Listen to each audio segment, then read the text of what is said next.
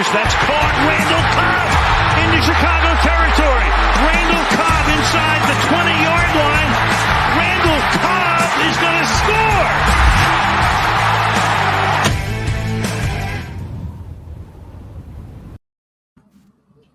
Welcome in, everybody, to a special edition of Open Book here on Game On Wisconsin.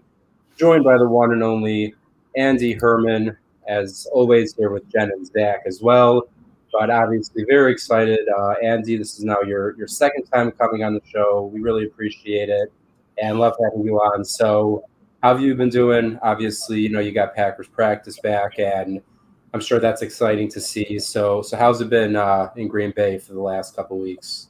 Yeah, it's been great. Been fun to get out to mini camps and OTAs and things like that. I missed today, unfortunately. Of course, Jordan Love goes and tears it up. So I'm, as I mentioned on Twitter, if I go tomorrow and he does not look good again, self-imposed ban by me. So but it's been really fun to get out there and just kind of see, with all the stuff that's been going on this offseason, with obviously the Rodgers stuff, just fun to see Packers out there playing football and being able to cover that, which is obviously a whole lot more fun than, the drama that is the Rodgers Packers situation. So before we get in though, Jen, we need to discuss this because I'm not a huge hockey guy, but I think we could not be further apart. Like every team that you're cheering for, I am cheering. So I'm cheering for Islanders right now. Definitely cheering for Vegas right now.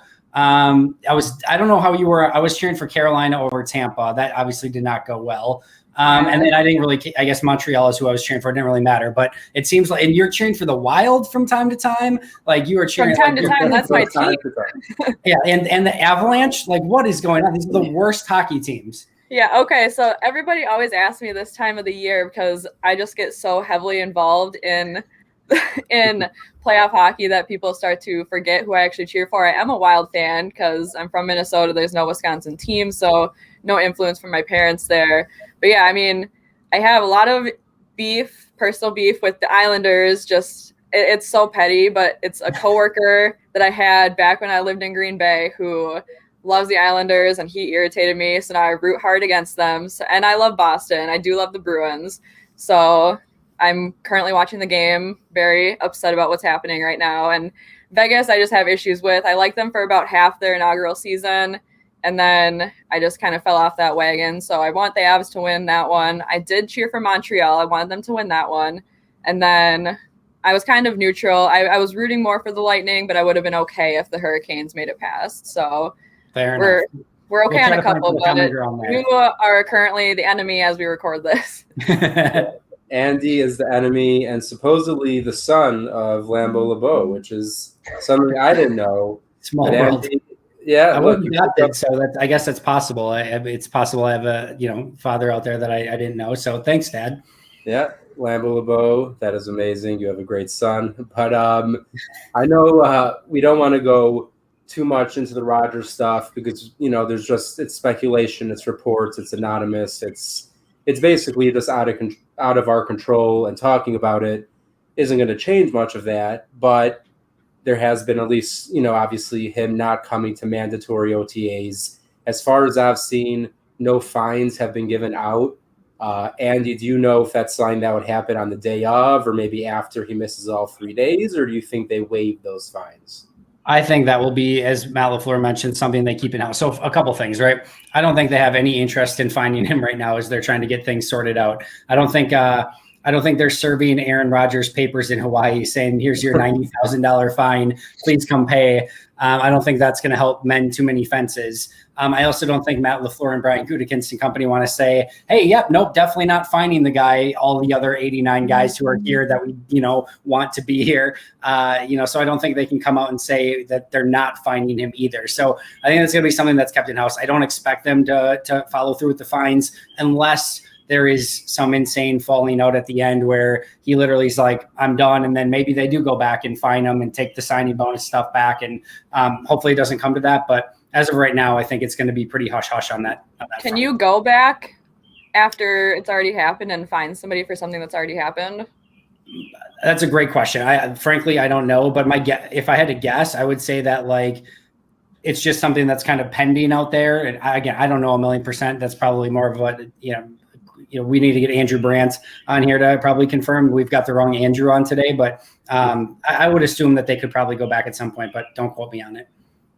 Yeah, I mean, I agree with you, Andy. I mean, I said it, I believe, on Pack-A-Day today. Or was it? Yeah, today. Or was it yesterday? I don't know. Yesterday. It's Wednesday today. Look, days are confusing. There's so many of them. But either way. Buy a calendar.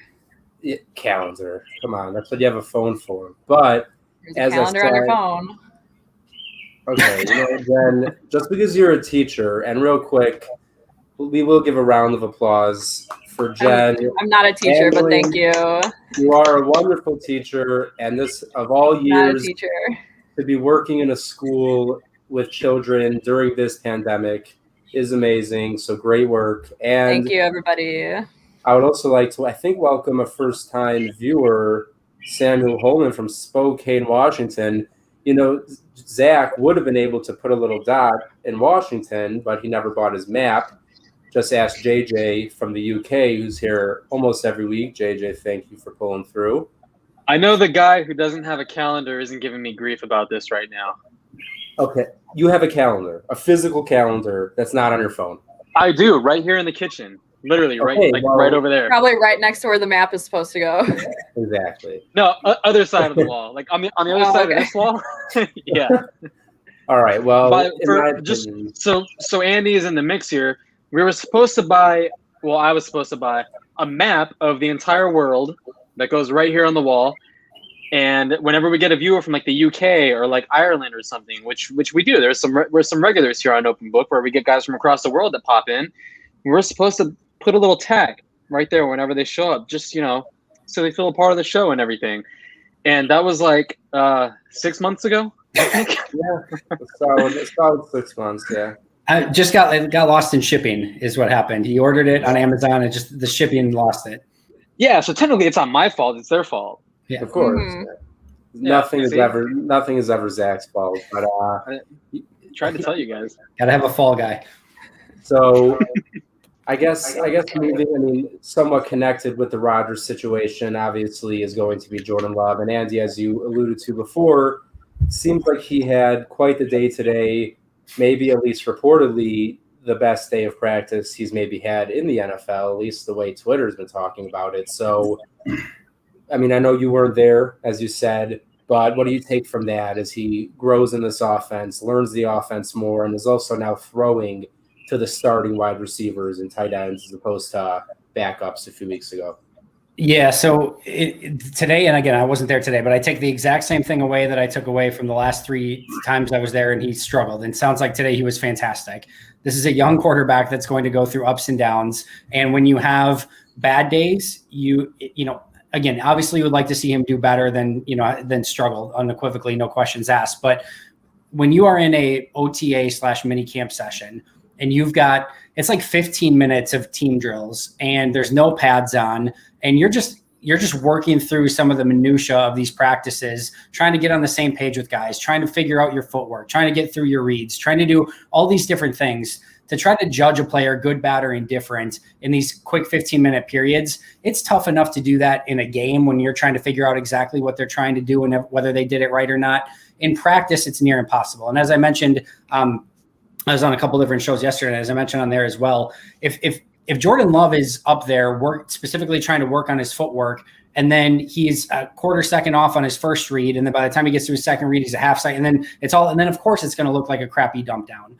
Also, and I thought what Matt LaFleur mentioned today in his presser as well, which is a good news thing, the defense, what this Joe Barry defense is trying to do is trying to make you check down the football. That's literally their goal of their defense, is to try to get you to check down. So practices are always fickle in the fact that if your offense did something great when you're playing the same team against each other, that probably means your defense didn't do something well. And if your defense didn't do something well, it's vice versa. So you have to take all of this stuff with a grain of salt. And I think the big thing that I'm really happy about today, and which I was struggling with the last few days when I was there with Jordan Love, is in those 3 days, I just wanted one Jordan Love throw that I could hold on to something and be like, holy crap, that was a really good throw. And in 3 practices prior to today, there wasn't that. There wasn't one thing I could latch onto and be like, oh, okay, we're good here. He's going to be fine. He's got this. And then today, it sounds like he made up for that in spades and had 4, 5, 6 of those throws. So again, young quarterback, this is all to be expected. Guess what? He was a developmental guy that didn't basically get he's a full red shirt a season ago, barely got snaps behind Rodgers and Boyle. This is where we expect him to be at this point. Now, the of course, big wrench into things is, oh, by the way, QB1's not here. So does everything get accelerated, and how quickly can he get up to speed? But I think if you're just looking at it from what we expected with him being, number 3 a season ago, number 2 this year, and continuing to develop, I think today's a really good day for him, and I think he's right on track for that. Yeah, I mean, me and Jen had a little bit of a back and forth last week about Jordan Love and his progression and stuff like that. But number one, I mean, in my opinion, and I don't want to draw an analogy to the Alex Smith, Patrick Mahomes situation, because obviously you can't really compare Alex Smith to Aaron Rodgers. But I thought that, and like you said, you were hoping for that one throw of Jordan Love, it's like that is Yep. that ceiling we were hoping for, that goal. And the fact that you haven't seen it. So in my mind, there were a lot of tweets supposedly yesterday saying that because the Packers have been so openly, quote unquote, desperate to get Rodgers back, it must mean Love sucks, which I don't agree with that sentiment whatsoever. But on the opposite end, I do kind of think it says that maybe, you know what, like you said, if you're not seeing on a day-to-day basis consistently wow factor throws, the kind of throws that can justify moving on from someone like Aaron Rodgers, even with the haul you'll get for him. But do you not think it's telling that maybe throughout all of this, they're not like, you know what, Jordan Love has just been, he's clearly going to be that guy, that next guy.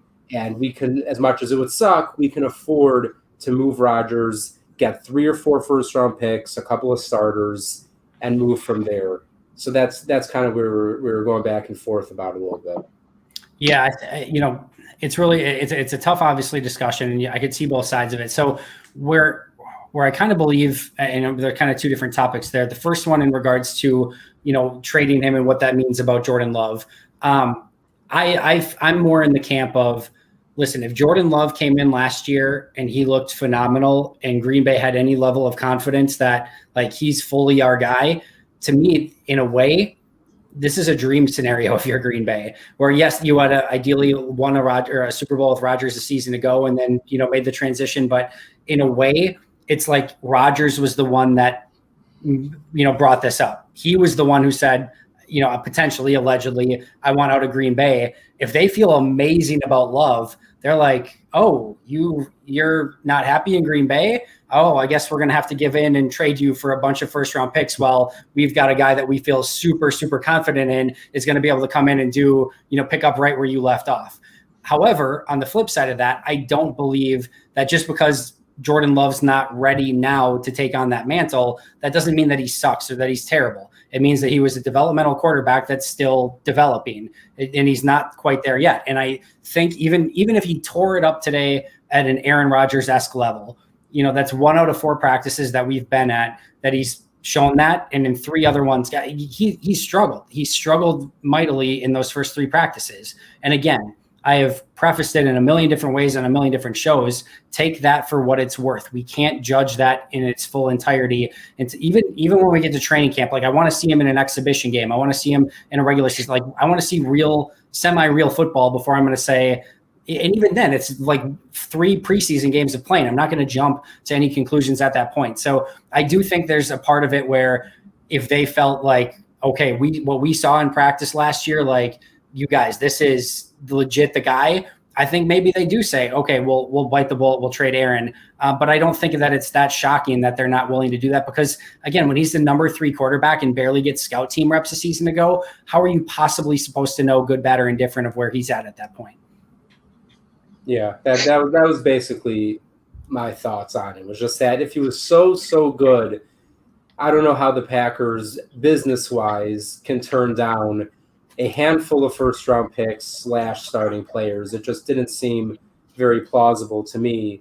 But moving, I guess, off the Rodgers-Love situation, let's look at a different Rodgers. Amari Rodgers. I know you weren't there again today, but from what it looks like on Twitter, looks like he's been tearing it up and someone that people are really excited about in different ways LaFleur can use him. So when you were there personally and from what you've heard and seen, how are your feelings about Rodgers and where he'll fit in year one? Yeah, I think the first thing that stands out is just his movement ability, and it's everything is advertised. He moves very cleanly. He's very confident in his routes. He's very confident in everything that he's doing. You just look out there and you're looking to pass the eye test. He doesn't look like a rookie. He doesn't look like somebody that's just kind of going through the motions and figuring things out. And in the handful of times where I've been there that he's gotten the ball, again, quick move after the catch. Unfortunately, on the one that he looked fantastic on, and he just dropped it, he was literally made a great catch, made a great move after the catch, zoomed right past somebody and then just dropped the ball as he was running. And he picked it right back up and kept going. But other than that, he's very much looked the part. He's been the number one guy that's been up in punt return drills. So not that that's huge, a huge shock, because there's just not that many guys on the roster that have return ability, as we saw a season ago. But I do think that this is somebody that has the ability to come in and make an impact sooner rather than later. And again, I think the biggest thing is everyone said from day one, from the moment they drafted him, is he's just a flavor of receiver that they don't have on the roster besides him. And it's great to have some of these bigger possession wide receivers. Obviously, Devontae's Devontae, and all of MVS is going to be your deep guy, but to have that guy, that slot gadget guy who can do a variety of different things, plus be a true wide receiver, I think that just adds something to this Packers offense that they haven't had, certainly in the last 2 years with Matt LaFleur. Yeah, I agree. We've seen everything kind of staying on the receivers, at least. We've seen all of these reports about Devin Funchess and stuff and how he looks the part. What have you kind of really seen that has just made you go, oh, wow, this guy can really maybe be something special in this offense now that he's going to play? He's kind of like a forgotten guy kind of in the mix when everybody kind of complains about the Packers not spending a first-round pick on a receiver or making that big blockbuster trade for a receiver. But Devin Funchess, he's that big body, lean body that could, maybe function as a red zone threat. What do you think? And I'm sorry, cut out there for a second. We're talking about Funchess here? Yeah. Oh, yeah. Just what have you seen from Devin Funchess so far? I know you've only been to one practice, I think, so far, but what have you seen? Everyone's, talking about how he looks the part. Yep. But you personally, has he done anything really that has stood out to you? Yeah. So the hard part about this is so I was obviously at yesterday's mini camp. So here's just kind of bring you through it. So the first 15 minutes or so is guys going through just fundamental drills, ball security and stuff like that. And then players go off in their own different sections with their own units. And they kind of do just, again, fundamental drills, ball catching, whatever the case may be, just different things. And then you get this 15-minute team period where you're trying to figure out, all right, who's lined up where, who's the starting offensive line. And then they shuffle in the second offensive line. It's all right, who are the 5 guys there? And then you're trying to see all right, what's Jordan Love doing? And then all of a sudden, the team session's over. And then they go back to walkthroughs, and then basically practice is done. So you don't get especially in these OTAs and mini camps, you get 15, maybe 20 minutes to see competitive periods and how they're matching up against one another. And then of course, in that situation, you're trying to watch 90 guys and there's only one of you. So the biggest thing I can say about Devin Funchess is that 1,000,000% what Matt LaFleur said. In fact, Mike Clements and I were talking post-practice, and the biggest thing we both said to each other is, man, he very much looks the part. And then, of course, Matt LaFleur literally quotes the exact thing, man, he looks the part. You just have this 6'4", physical, imposing wide receiver, and you can tell that this is not a guy new to the position. He's nuanced in his routes and things like that. So, again, looks the part. I'll be very excited to see him more in camp and as things go along. Didn't get a great look at him, but the biggest thing I can say from wide receivers is when Lazard and MBS and Allen and Funchess and those guys, EQ, came back and they were there practicing, man, from the difference between those 5 guys being there and those 5 guys not being there was just night and day in the level of professionalism and talent at the wide receiver group. It was pretty crazy just to see the juxtaposition between the two. That's a big reason why I really want to see Aaron Rodgers kind of get back and work with Devin Funchess, in live reps, since we didn't get to see that last year. I feel like we were robbed of something kind of really, which again, I entirely understand why he opted out last year, but we were robbed of something that could have been a really intriguing connection between the two of them, But I feel for him, man. So 2 years ago, he gets the big 1 year, $10 million contract in Indy, which had a lot of incentives baked into it. So if he would have done well, he would have gotten paid even more. And he's supposed to have Andrew Luck as his starting quarterback. And then Andrew Luck immediately retires. He still gets in the first game, looks good, really good the first game, and then has an injury in the first game and is out the remainder of the season. Comes back, signs a decent deal with the Packers on a 1 year sort of like, hey, if I come in and have a really good year, I'm still young enough where I'm going to go out and get absolute bank the next year. And then the pandemic happens and he has to opt out for obviously a variety of reasons. So he comes back and he's like, all right, cool. No big deal. I'm going to come and get to play with Aaron Rodgers and everything. Now, hold on, pause. Now Aaron Rodgers is in camp. So I very much feel for, maybe Devin Funchess is cursed. Maybe that's the issue. Say, he might just be cursed in some way, just tearing down quarterbacks and franchises everywhere he goes. I mean, trade him to Tampa. They should trade him to Tampa immediately. There you go. That's secret weapon, Devin Funchess. Like, hey, Tom Brady, we've got a great weapon for you. Yes. We'll trade you Devin Funchess for anything you want. And then Rodgers comes back, Brady retires, we're good to go. That would definitely be a fun move. But something I did want to bring up was the tight ends, and I don't know if you spoke about it on Pack-A-Day or here last week, but the Packers obviously seem pretty stacked at tight end between Robert Tonyan, Mercedes Lewis, Jay Sternberger, Josiah DeGuara, Dominique Daphne, Jen. I will never forget that man's name. That was this show because we gave you. I forgot. Forgetting about him. So they attacked me. But I've always been a huge Jay Sternberger fan. I've always believed in him. But there are a lot of bodies there. And I guess my overall question would be, who do you think is the most athletic / best receiving tight end? Because we know, obviously, Mercedes and how much value he brings as a blocker. And as Jen and Zach, I think we all agreed last week in terms of Robert Tonyan, he's good, but I think a lot of his biggest plays are more based on scheme and just simply being wide open and the ball going straight to him. So is there someone outside of Tonyan that you maybe think is a better receiving tight end, whether that's Sternberger or DeGuara? So here's what I would say. I think if we were at recess out in the schoolyard and all the tight ends were lined up on a wall and you said, all right, I'm QB and I need one of these guys to go get open and I want to throw passes to one of these guys, I think Jay Sternberger is the first guy off the fence that you're picking to go out and run routes and try to get the football to him. That being said, this isn't Madden sliders where you can slide everything to catch and speed and everything like that. You have to go out and you have to perform the job in totality, meaning you have to be a good blocker, meaning you have to go out and you have to execute your assignments the way that you're supposed to. You have to be at the right place at the right time. You have to know all the checks at the line of scrimmage. You have to do all of it, right? And to me, that's why Bobby Tonyan had that opportunity a season ago, and then he flourished in it. And as you mentioned, Eli, we saw in Matt LaFleur's system, if you're able to show that you can do all the little things consistently, Matt LaFleur is going to work ways to get you open and do things that allow you to do things that you can be successful to do.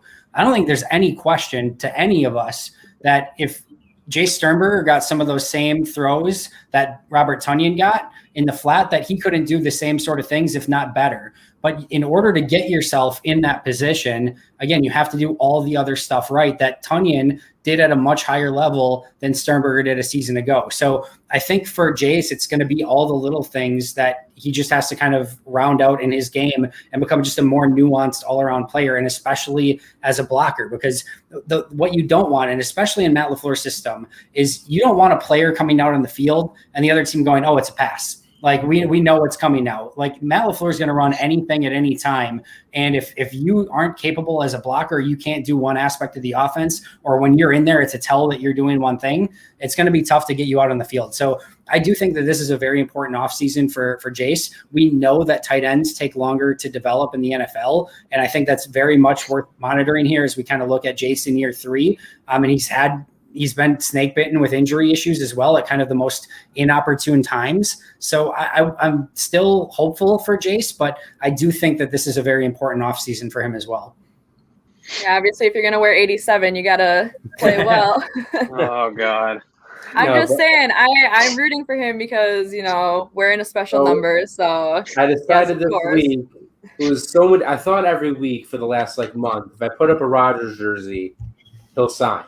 clear or come back. Clearly that didn't work. So I'm like, you know what? The universal symbol of good luck, Jordy Nelson, 87. I'll throw him up there. I'm sure Rodgers will see this, obviously, and then want to come back. Of course. But Andy, I do agree that, I mean, like I said when I started the question, I love Jay Sternberger. I think, like, when Robert Tonyan would catch a ball in the flat with literally like 5 to 7 yards of separation, like, yeah, he'd gain yards after the catch, but I think Jay Sternberger has the talent to gain 20 yards after the catch, not 6 to 8. Like, he's skinnier, leaner, but he'll still run through you. But he seems more athletic, faster. So someone that I'm really, really excited to see coming into, I guess for him now, this is year 3 already. And like you said, I mean, he has been hit with the injury bug, which is pretty tough for him. But I'm excited about him. I think he can compete with Tonyan for not necessarily snaps, but production. Like, I think Sternberger can do a lot more with less, let's say, than Tonyan, just because I think he has more talent and athletic ability. But moving from tight end to another, well, actually, real quick, we haven't discussed this yet, and that's on me. Devondre Campbell joining the Packers after 4 seasons in Atlanta and 1 in Arizona, if I believe I'm correct. He has not missed a game since his rookie season. He has had 90-plus tackles since 2016, again, since his rookie season. Just seems like a really solid player. I watched a few of his games. I don't have a great feel of him yet, obviously, but he looks like someone who's going to be really stout in the run game. I didn't get a great sense of his coverage skills just yet. Andy, was he at practice yesterday? Did you have a chance to see him in person yet? No, today was his first at practice today. Yeah, today was the first day of practice. So didn't get a chance to see him yesterday. It's definitely somebody I was aware of coming out of Minnesota, played pretty well in Atlanta. You know, Atlanta liked those really tall, lean, fast inside linebackers that they were trying to copy, kind of the Bobby Wagner Seattle style defense when Dan Quinn was there. So, you know, Campbell fit their mold pretty well alongside what Deion Jones, I think it was at the time. So, you know, he had a pretty nice career in Atlanta, was still kind of developing, kind of fell off a little bit towards the end, goes to Arizona a season ago, has an okay season, you know, sound tackler, kind of misses some assignments in coverage, will kind of come up and kind of miss some gaps from time to time, just needs to be a little bit more assignment sure. The thing with Campbell that you like, as you mentioned, first of all, he hasn't missed games. He's been completely reliable, a veteran in this league, played for 5 years, has played a ton of snaps, great athleticism. And I know that usually at this point in your career, when you've played 5 seasons, you kind of are what you are. It's not like all of a sudden somebody plays in year 6 and like, holy cow, now they're great. Like, you kind of are who you are at that point. But at the same token, it does feel like there's still meat on the bone with the potential for Devondre Campbell. I mean, he's so athletic and he's played so many snaps, and you just wonder if he gets in the right defense and the right guys around him in the right spot, can something still click with him where he could still be a really nice inside linebacker? And I think the thing with Green Bay, and I'll be really interested to see the contract, but you know, every other position has a veteran on it and then a bunch of young guys. The inside linebacker didn't have that veteran since Kirksey left. So now they got the veteran to go along with the young guys. Hopefully he can kind of help everyone else along, be one of the leaders in that specific position group. And if he comes in and competes and is able to start, be a 3-down guy, I think you let that stuff develop as is. I still think Chris Barnes is going to be the leader in the clubhouse for the linebacker spot, but I think we'll know a lot more when that contract comes out of it. Is this a vet minimum? We're going to see what you can do in camp, or is this like a $3.5 million with a ton guaranteed where it's like, oh, he's the guy? Like, so I think we'll find out a lot when that contract comes out. Yeah, I'm curious to see the numbers, but go ahead. I feel like he's a little bit more of like a refined Kamal Martin. Like we saw. It's a great way to put it. Yeah, like we saw Kamal Martin last year. He was fast. You know, he was like instinctive. He was hitting gaps. He was just he played with just energy, you know, but he wasn't able to finish plays. He wasn't able to wrap up guys and make the tackle to finish the play. But I feel like Campbell is just so much more of like a solid tackler, you know, as you pointed to. And the numbers kind of prove as a testament to that. And as you said, he's a veteran as well.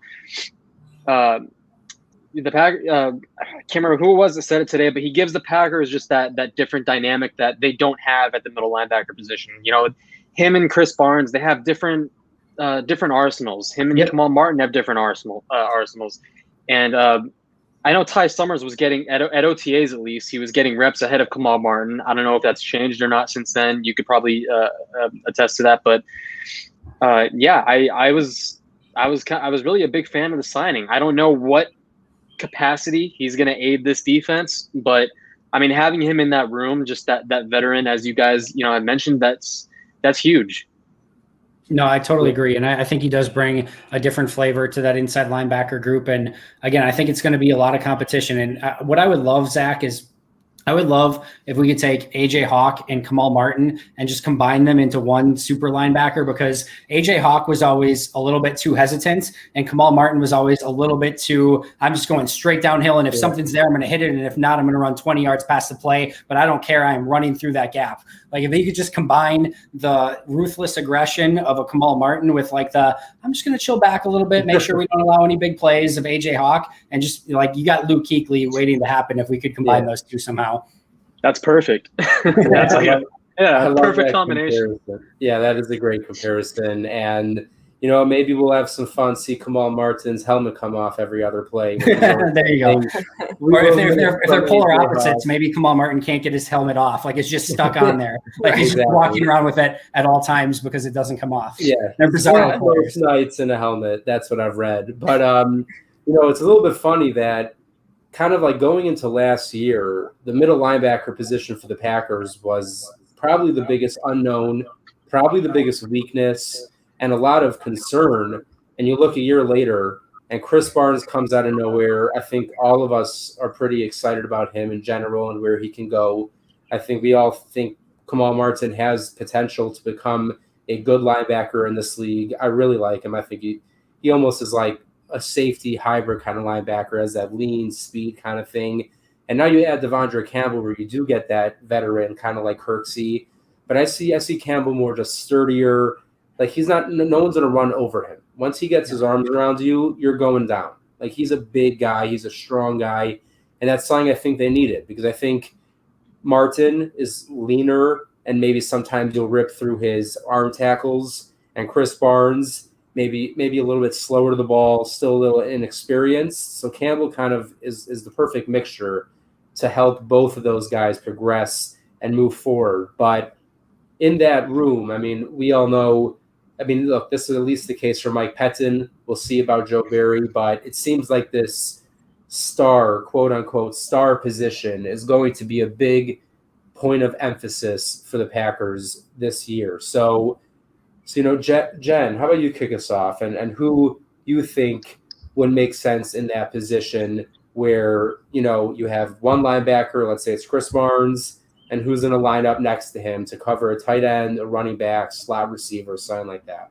You just totally caught me off guard with that question. I was watching the Bruins season end, but the Bruins, it's over? Yeah, I'm sorry. So I thought that question was for Andy, so I kind of zoned out for a second. That game's been over. We'll get around, because I think a lot of people have opinions, because this seems like I just needed to be sad for a second. And if you want to be sad, we could come back to you if you'd like to be sad for a moment. No, it's fine. I just I zoned out for a second there while I watched the handshakes, but I exited out of the screen. Don't worry. I'll focus here now. Yeah, I know you couldn't take your hands off those handshakes. Most exciting part of hockey is the handshake. Well, okay, it's a classy way to end the series, though. Everything happens. Ooh, there you go. Thank you, Samuel.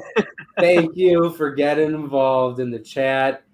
I know you said this is not your first time watching, and I hope it's not your last. That is A+. Samuel said he's from Washington area. That's where Seattle is, right?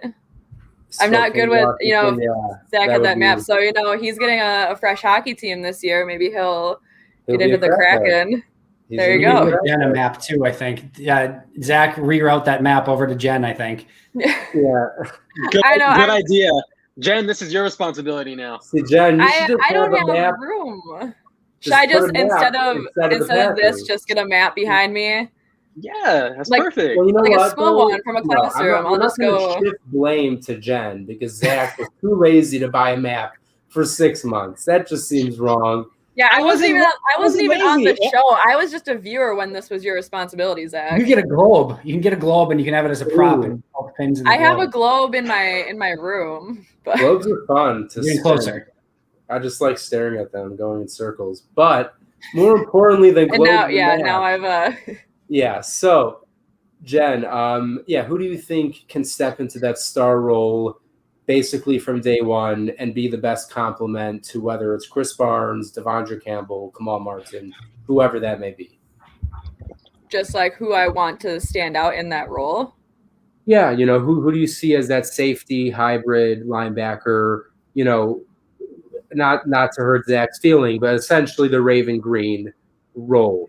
The more athletic, faster. Okay, we all lose our favorite players.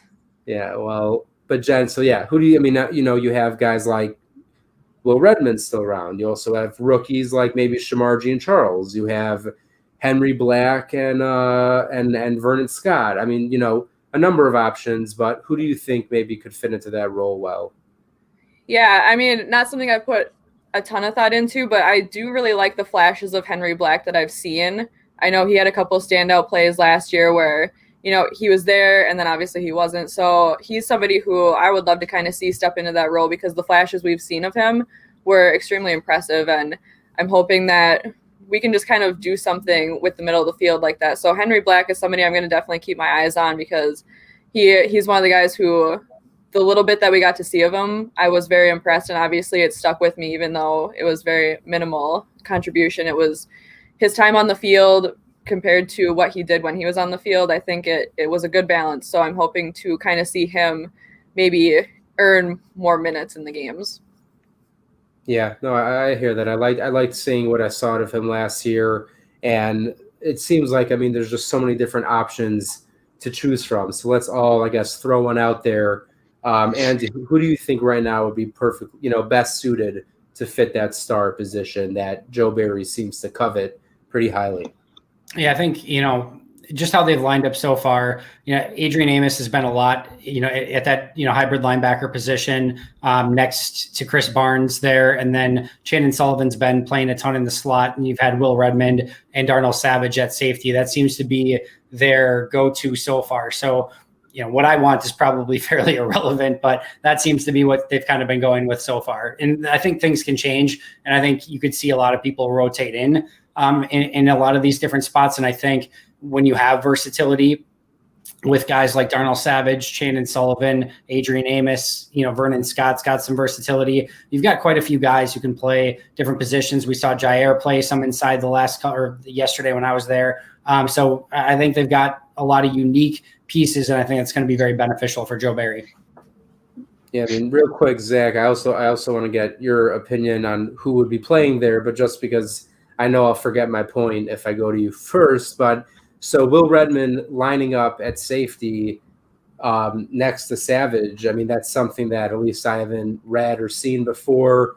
How did that look? How did that feel? I agree. I think either one of Amos or Savage can play in the box. I think Amos is more suited to it. Savage has that ranginess to him that you want playing center field in the defense. But to be honest, when you said Amos in the box, in my head I was going through, okay, who's going to be next to Savage?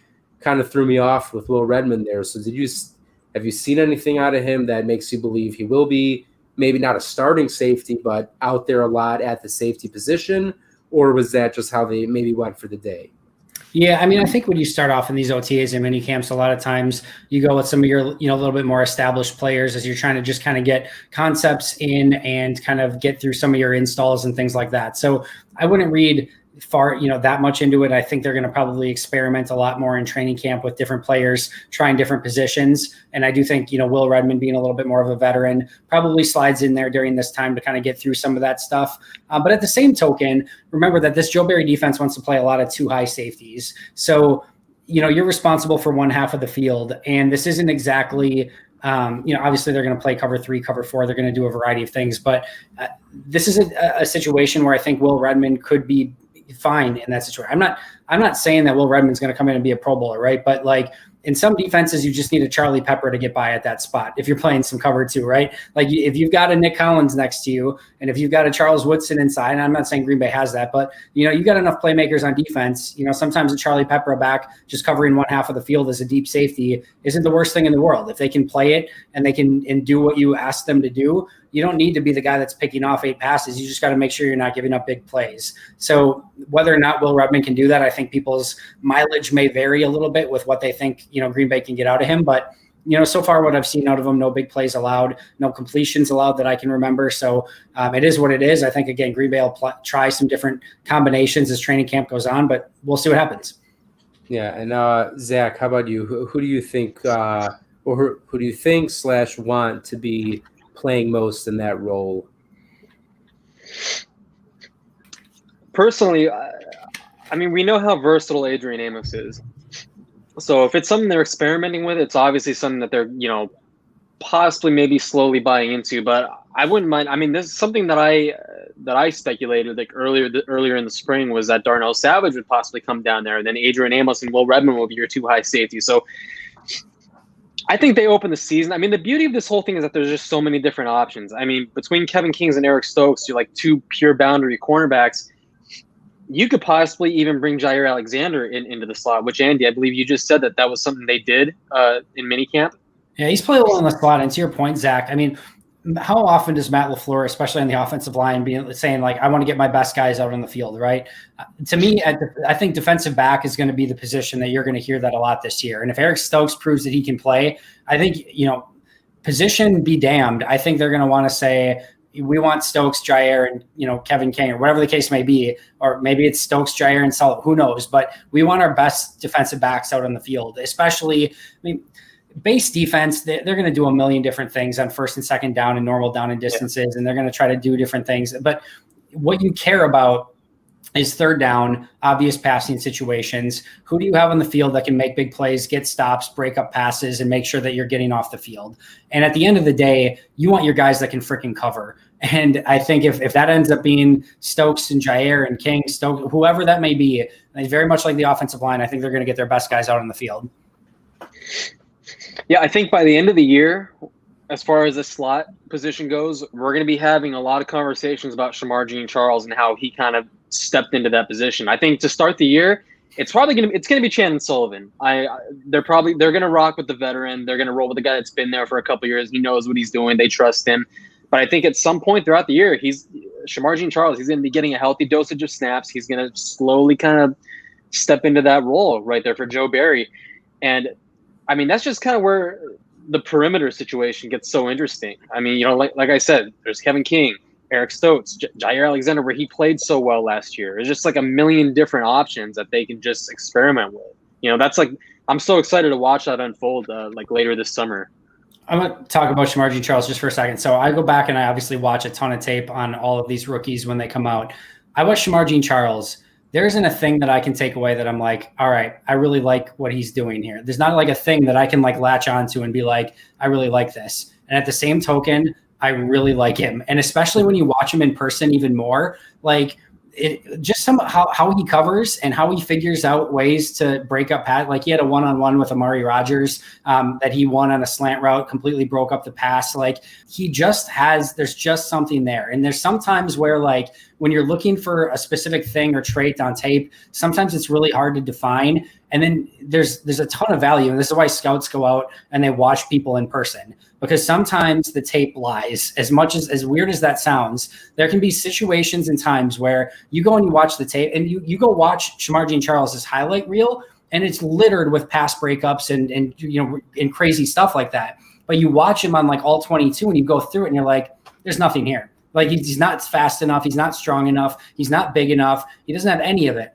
And then you see him in person and you just watch him play and you're like, screw it, sign me up. I get it. Like just put him out there. He'll figure the rest out. So he's a really interesting player that I'm intrigued to see how it turns out.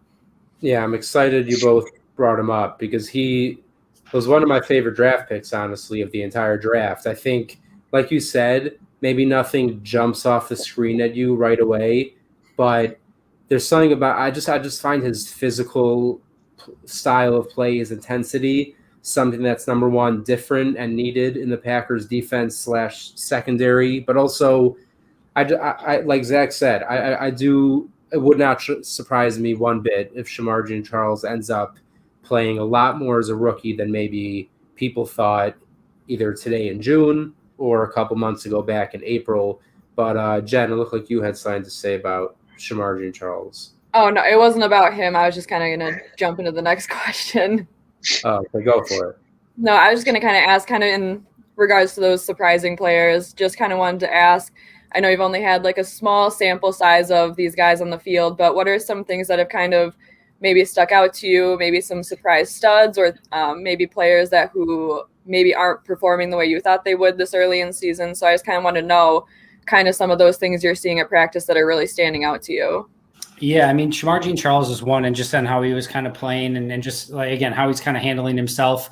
I'm trying to think of some of the other players that, I mean, AJ Dillon in year 2, like you can already tell, like there's just something about the guy. Like you go back to when, and I don't want to compare Eddie Lacy to AJ Dillon, but you know, when if you think back of like when there were Eddie chants in Lambeau Field and people just wanting to feed Eddie Lacy the football over and over because teams couldn't stop him, we got a glimpse of that in Tennessee, obviously a season ago. I think that's going to become a real thing where teams just get worn down and it's freaking AJ Dillon time. Like he is like, so when we're at practice on the sidelines, the teams go into their different position groups, like you can barely see the defensive linemen, the offensive linemen are way across the field. The running backs are right in front of your face. And like, you just watch AJ Dillon go by and you're just shaking your head like that. People are not built that way. So like what that turns into on the field will still be yet to be determined, but man, he's an absolute frig. I thought Kamal Martin, I posted the other day, was moving really, really well and very fluidly, both in individual drills and in team drills. Obviously, you know, as much as the past 3 days before, or past 3 practices before today, Jordan Love struggled in some of the team sessions. In individual drills, he looked fantastic, much more confident, much more crisp, ball flying out of his hands. That was something I was keeping an eye on. Royce Newman getting snaps with the ones at right tackle today. Yeah, and then I think it was right guard yesterday. So yesterday he started off as the second team right tackle, and then the next snaps was in first team right guard, and then today started at first team right tackle. So the fact that he's already getting those snaps, and I asked Matt LaFleur about that today. I mean, obviously it's a good sign for him. They're going to have a ton of competition there, and you know, Ben Braden's obviously been a guy getting a look at left tackle as well, which is super intriguing. I think those are just some of the things that have kind of stood out. And then I talked about this as well with Perry and Maggie yesterday. If hopefully there's a live training camp this year, right? If you get a chance to go to training camp and maybe you're there for a couple days and you have the opportunity to maybe check out a couple different things, spend a day watching Jair Alexander and Devontae Adams in practice. They are so rare in everything that they do, in all of their movements and how hard they practice, wanting to go up against each other one-on-one. Jair Alexander, he comes back, and I apparently he made a couple big plays today in practice as well. Yesterday, he made a big pass breakup, and people just don't move the way that Jair Alexander moves. It is so fun to watch. So like if you go to training camp, you go to practice, ignore everything else just for one day and just spend half your day watching Devontae and half your day watching Jair, because it's worth it. It's so worth it. And Jair's totally that guy. Yeah, well, I'm definitely planning on being there for training camp. So I will take your advice and focus on those two for at least a day, if not more than that, because they're both that talented. But my next question was actually going to be about Royce Newman, so I'm happy you guys kind of covered that as we come up on the end of the show here. But like Shamar Jean-Charles, in terms of those mid-round picks, I was really excited about Royce Newman watching his tape. And, I mean, I know it sounds silly to say, maybe it's looks or this, that, but there's just something about him where it's almost like this guy feels like he could be our next mid-round David Bakhtiari type. Not necessarily an all-pro, best left tackle in the league, but just someone that fell a bit too far, maybe will need a year or two to develop, but can really be a huge asset to this offensive line I really like Royce Newman. It seems like you've seen impressive stuff out of him as well. So I like to hear that. But I guess maybe just for a minute, anything specific out of Newman that you saw that maybe stood out to you? Yeah, and I'm not saying this is going to come to fruition, but I see a little bit of TJ Lang in his game where, again, they weren't sure at first with Lang if he was going to be tackle or guard. I think ultimately he fits best as a guard. And I think he, as time goes on, has some of the same developmental traits. But again, when you start getting into day 3 of the draft, and obviously I mentioned the opposite of this was Shamar Jean-Charles, but a lot of times what you want is one special skill or one special trait that you can hold on to and say like, all right, if we can really master this, he could be something special. And then we'll kind of work out the rest of the kinks along the way as he develops into a player. But if they have something special, now we have something to work with. Anyone wants to go back and watch his tape, watch how insanely fast he is and quicker than anyone else out of his stance. It is freaky insane. Like Bakhtiari. Bakhtiari and Bulaga were, they're amazing snap judgers, where if you watch close enough, they're like technically probably like a millisecond before the snap, but it's so close, they're never going to call it. But they're so good at that. And he has that as well, where there have been times where he'll get out of his stance and to the next gap, to like the side of the defensive lineman before the defensive lineman's even out of his stance, which is like crazy. So like defensive lineman's getting out of his stance, like expecting the offensive lineman to be there, and he's on a totally different side of him, already sealing him off as he's trying to get over. Like, it is crazy to watch some of that stuff. And so much of offensive line play is getting to your spot first, establishing position, and then going to work after that. And if you can be great at that, all right, now we have something to work with. And that's why I'm excited about Royce and what I think he has a potential to become, is because he has that special trait that's already in his back pocket. Now, on the flip side, what happens at times is he'll get up and get over aggressive, and the defensive lineman will take him and use his momentum against him and throw him past, and the defensive lineman just goes screaming upfield. So he has to be a little bit careful with it, but you still love to see that quick first step and his ability to get out of his stance so quickly.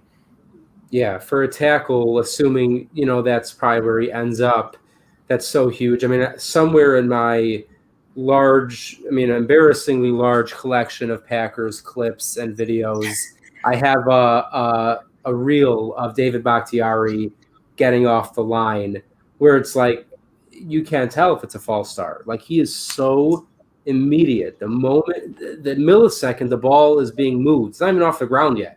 Corey Linsley starts to move the ball back, and Bakhtiari is already in position. And that's amazing to me.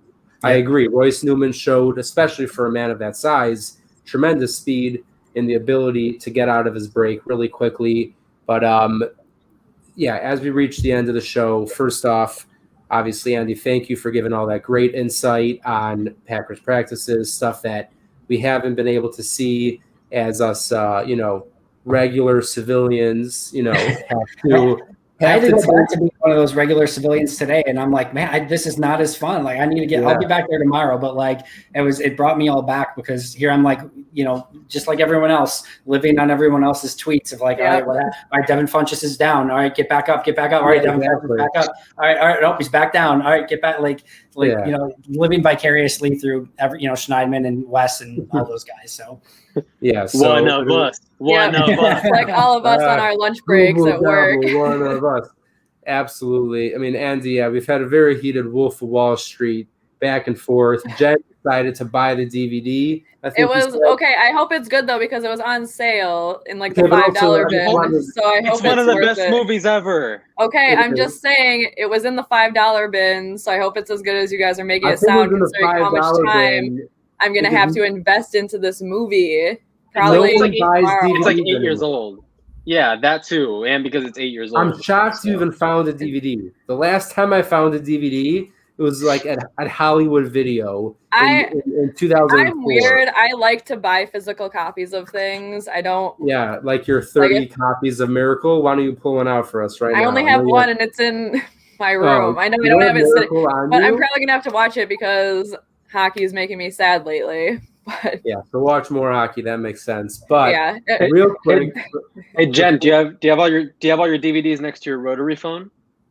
And Shut up. Your Ethernet.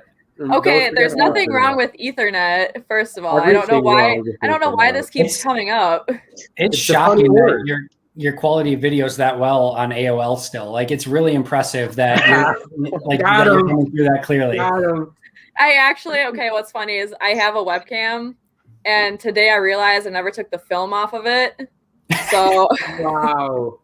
That's why I don't know how long I've had it. So if my quality looks a little bit better today, it's because I took that thing off of it. Top-notch quality, Jen. Absolutely. Yeah. But right before we check out, I feel like it's obligated real quick, Andy.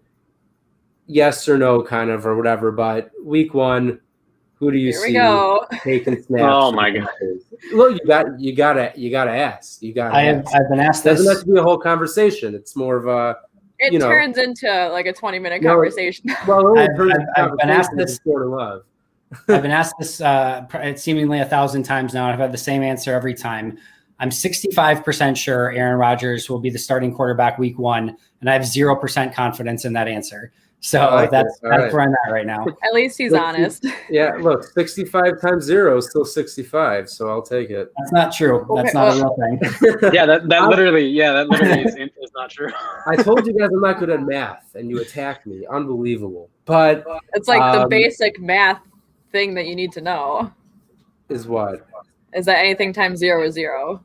All right, Jen, just because you're the best teacher in all of Minnesota doesn't mean you have to teach me right now during the show. But before we head out, Andy, again, obvious. Yeah, Matt, it's very true. I suck at math. Oh, hey, Matt, I miss you.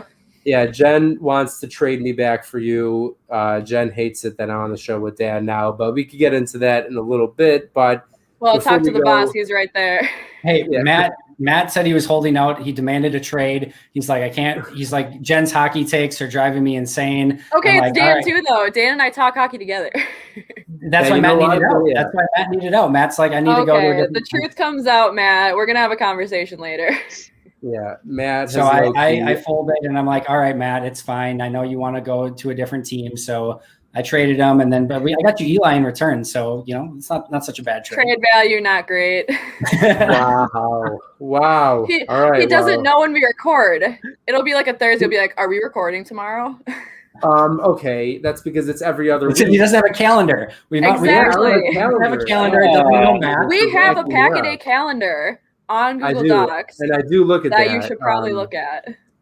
All right, Andy works so hard to put together. I forget about it half the time. Yeah. It'll be halfway through the month, and I'm like, I didn't put out a calendar, did I? And everyone kept sending episodes anyway. So I'm like, I probably don't need to do this anymore. But as a nice now that we have Eli, you might need to. Yeah, now that I've become your biggest problem, work's going to be a lot harder. But obviously, everyone knows where to find Andy at Pack-A-Day Podcast on Twitter, but you could also find him on Twitter at Andy Herman NFL. And is there anything else you'd like to promote? Oh, _ NFL? No, he's just pointing at. I got nervous that I missed that. But good. All right. Anything else you would like to promote or tell people to keep an eye out for? No, I want to promote you guys. You guys are doing a great job on this show. It's always fun coming on and chatting with you guys. Couldn't be happier for Game On Wisconsin. Obviously, it's filled with people that I've got to work with Pack-A-Day, and just super, super pumped for you guys. You guys are doing amazing. Obviously led by Jacob somehow, which seems a little sketch, but no, I'm just kidding. Jacob's amazing. So love the great work, guys. Andy, I think going on 3 years of Pack-A-Day, I think this is the first time we've ever actually had a chat like this. You and I together? Yeah. That is really insane. I don't think we've ever done a show together. When I first started Pack-A-Day, my goal was like when I first started, because remember, I didn't have any team members with me to begin with.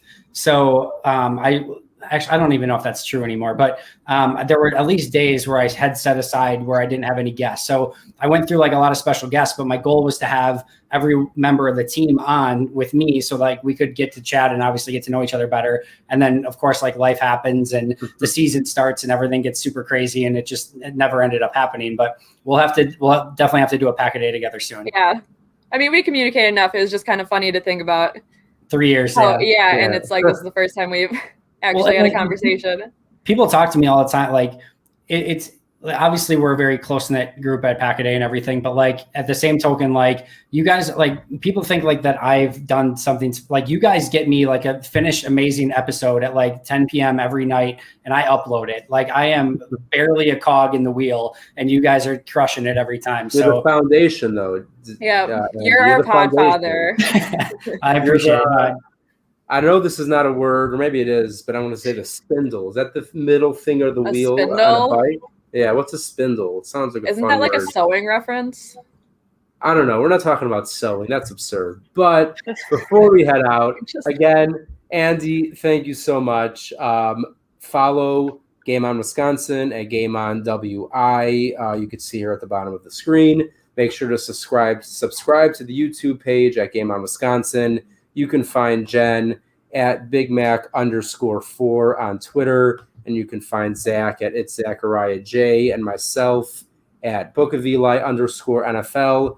Everyone who tuned in this week, thank you so much. We appreciate it. I'm going to take my name down. Not so selfish. Yeah, thank you again, Andy. Yes, Andy, thank you so much for coming on, and we'll see you all next week. Who knows? Maybe with some more vague Aaron Rodgers news that isn't real news. We'll find out then. But until then, everyone, go Pack, go. Blitz. Rodgers gets out. Throws it. Cobb. Touchdown. Ran for awfully quiet. Rodgers surveying, fires. That's caught.